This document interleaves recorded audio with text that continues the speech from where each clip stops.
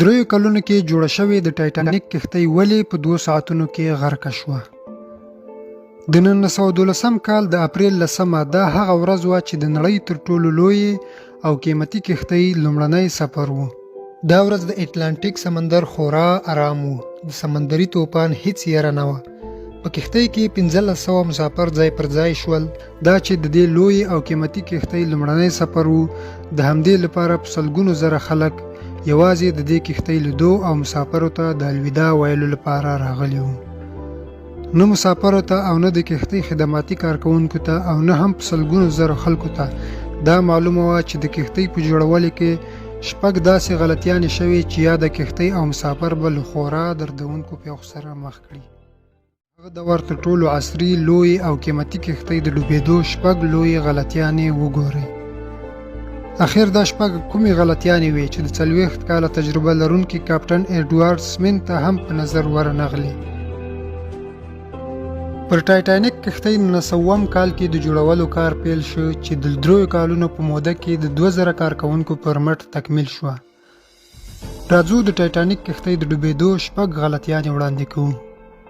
لومړی غلطي: د غرمې 12 بجې 18 اپریل ټایټانیک خپل سفر پیل کړ او کیپټن سمیت ته د کښتۍ مالک لخوا امر ورکړل شوی و چې په 2 ورځو کې به په هر صورت نیویارک ته سفر رسوي. له همدې امله کیپټن د کښتۍ سرعت خورا تیز کړی و چې دا یې تر ټولو لومړی غلطي وه. دا چې د کښتۍ دا لومړی سفر و، دوی هم غوښتل په خپل وخت پر هر حال ځانونه هدف ته ورسوي ترڅو په رسنیو کې د غوره خبرونو نوملړ خپل کړي، چې له امله یې په کیپټن سمیت هم فشار زیات کړی و. د لږ ځنډ وروسته کښتۍ د ساوث هیمپټن ساحه خورا شاته پرېښوده چې د کښتۍ شاوخوا یوازې سمندر ښکارېده. دوهمه غلطي: د ټایټانیک د سفر 3 ورځې پوره شوې چې د فرانس او ایلینډ لږې دمې پرته 22 ساعته مسلسل د نیویارک په طرف روانه وه. دا د 1992 کال د اپریل 14 ماښام و. په سمندر ورېځې خورې وې چې له امله یې لرې واټن سم نه ښکارېده. په همدې وخت یو بله لویه کښتۍ چې د ټایټانیک ترڅنګ تېره شوه، له تېرېدو سره سم د دې کښتۍ کاپټن ټایټانیک ته پر سمندر د لویو یخچالونو وارننګ ورکړ. څېړونکي وایي چې دا وارننګ لږ تر لږه 6 ځلې ورکړل شو، خو د وایرلیس کوپریټر د بېغورۍ له امله دې وارننګ ته پاملرنه نه وه شوې، چې دا د ټایټانیک دوهمه لویه غلطي وه. دا چې ټایټانیک یو عصري کښتۍ وه، په دې کې مختلف شتمن اشخاص هم موجود وو چې تر ډیره د کښتۍ خدماتي عمله د هغوی په خدماتو کې مصروف وه. درېمه غلطي: دا چې دوی پر سمندر د لویو یخچالونو اړوند اخطارونه له لاسه ورکړي وو. له همدې امله بغیر له کومې یارې د کښتۍ سرعت خورا تیز کړل شوی وو. خو اوس هم د ټایټانیک له یخچالونو څخه د ژغورلو امکان وو، ځکه په ټایټانیک یو ټیم پیرهداران د دې لپاره ګمارل شوي وو چې په سمندر د هر خطر پیښونکي څیز په اړه ادارې ته اطلاع ورکړي. خو له دې ټیم سره هیڅ داسې دوربین یا کومه بله آله نه وه چې په لرې راتلونکي واټن کې دې پر یخچال یا نور خطرناک شیان وویني. دا وخت پیرهدارانو کیپټن سمیت ته خبر ورکړ چې کښتۍ د خورا لوی یخچال په خوا روانه ده. خو دا وخت ډېر ناوخته و، ځکه یخچال کښتۍ ته خورا لنډ شوی و. څلورمه غلطي: کیپټن سمیت د یخچال له خبرداري سره سم د کښتۍ انجن بندولو او له یخچال څخه د ژغورلو لپاره د کښتۍ تاوولو امر وکړ. بېشکه کیپټن سمیت د کښتۍ ژغورلو ډېره هڅه وکړه، خو یخچال دومره نږدې شوی و چې هر کوشش بې ځایه ثابتېده. یخچال د ټایټانیک له منځنۍ برخې سره ټکر شو، خو اوس هم د ټایټانیک بچ کېدو هیلې له دې امله کېدې چې شاید د یخچال له ټکر سره خپله مات شي. پنځمه غلطي: ټایټانیک د فوټبال په څېر له یوې لوی یخچال سره ټکر شوی و چې له امله یې د کښتۍ لاندنۍ برخې ته د اوبو ننوتل شروع شول. دې خطرناک صدمې ټول مسافر او د کښتۍ مالک جوزف بروس وارخطا کړل.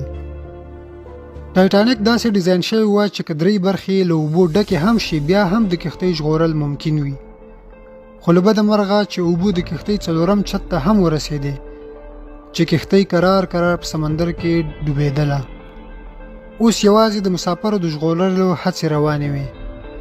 کپټن سمیت په رادیو د بیړني حالت خبرداری ورکوه، خو مخکې له دې چې څوک یې ژغورلو ته راشي، دوی په وړو ژغورونکو کښتیو کې د مسافرو په ایستلو کار پیل کړ. خو دلته پنځمه غلطي ښکاره شوه. په ټایټانیک کې د 32 ژغورونکو وړو کښتیو ځای و، خو دوی له بېغورۍ یوازې 60 ژغورونکي کښتۍ ځای پر ځای کړې وې. په داسې حال کې چې مسافر 1500 وو او ژغورونکي کښتۍ یوازې 60. شپږمه غلطي: د زیات کشمکش له امله هر شخص غوښتل تر وړو ژغورونکو کښتیو ځانونه ورسوي. په 12 بجې او 45 دقیقو لومړنۍ ژغورونکې کښتۍ سمندر ته ښکته کړل شوه. خو دلته شپږمه غلطي دا وه چې په ژغورونکو کښتیو کې له خپل حد کم هغه نفرو ته د کېناستو پاملرنه وشوه چې شتمن وو. که چېرته په ژغورونکو کښتیو کې ډېرو نفرو ته ځای ورکړل شوی وای، دې پاملرنې به د لا زیاتو ژوند ژغورلی وای. دا چې د کښتۍ نیمایي برخه ډوبه شوې وه او د اوبو له امله پکې برېښنا هم قطع شوه، او له لږ ځنډ وروسته کښتۍ پر منځ ماته او پر 2 برخو وویشل شوه، چې تر اوسه د کښتۍ پوره ډوبېدو 2 ساعت او 40 دقیقې وخت ونیو. همداراز په اتلانتیک سمندر کې 1500 مسافر د ډوبېدو له امله مړه شول. د اوبو سوړوالی درجه -2 سانتي ګریډ وه، یعنې که چېرته مسافرو په دې اوبو کې لامبو هم وهلی شوه، بیا یې هم د اوبو سوړوالي له امله د ژغورل کېدو هیڅ چانس نه و. ویل کېږي چې د مړینې شمېر له 1500 څخه هم زیات و، ځکه ځینې خلک کښتۍ ته د شناخت په واسطه بغیر له ټکټ اخیستو ننوتلي وو. د ژوندیو بچ شوو تعداد تر ډېره د ماشومانو او ښځو و. له بلې خوا یوازینی شخص کپټن سمیت و چې ټول وخت یې د خلکو په ژغورلو کې تیر کړ، او اخر کې له کښتۍ څخه سمندر ته په دانګلو خپل ژوند ته د پای ټکی کېښود. د معلوماتو له کتلو اورېدلو نړۍ مننه. که مو معلومات خوښ شوي وي، له خپلو دوستانو سره یې هم شریک